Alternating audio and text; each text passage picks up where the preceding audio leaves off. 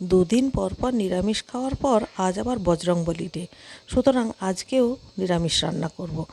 ফুলকপিগুলোকে বড় বড় সাইজের করে কেটে নুন জলে ভিজিয়ে একটু ধুয়ে নিয়ে অল্প করে সর্ষের তেল দিয়ে নুন হলুদ দিয়ে ভালো করে ভেজে তুলে নেব।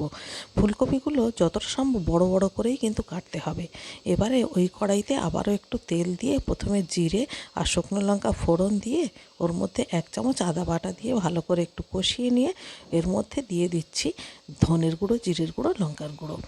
বেশ কিছুটা কষিয়ে নেওয়ার পরে একটা মশলার পেস্ট দিচ্ছি। এটাতে রয়েছে পোস্ত, চারমগজ, কাজু বাদাম, কিশমিশ। এইগুলো দিয়ে একটা পেস্ট বানিয়েছিলাম, সেটাকে ভালো করে কষিয়ে নিয়ে একটু নুন, একটু চিনি, যেহেতু নিরামিষ রান্না তাই একটু চিনি দিলাম।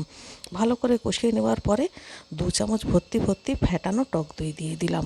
আবারও বেশ ভালো করে কষিয়ে নিতে হবে যতক্ষণ না পর্যন্ত মশলার সাইড থেকে তেল রিলিজ করবে। এবারে দেখুন মশলাটা কিন্তু পুরো কষা হয়ে গেছে।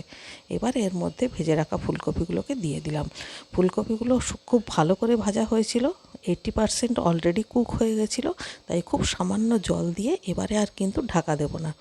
5 মিনিট মতো রান্না করলেই দেখবেন ঝোলটা ঘন ঘন হয়ে গেছে আর ফুলকপিটাও খুব সুন্দর সেদ্ধ হয়ে গেছে।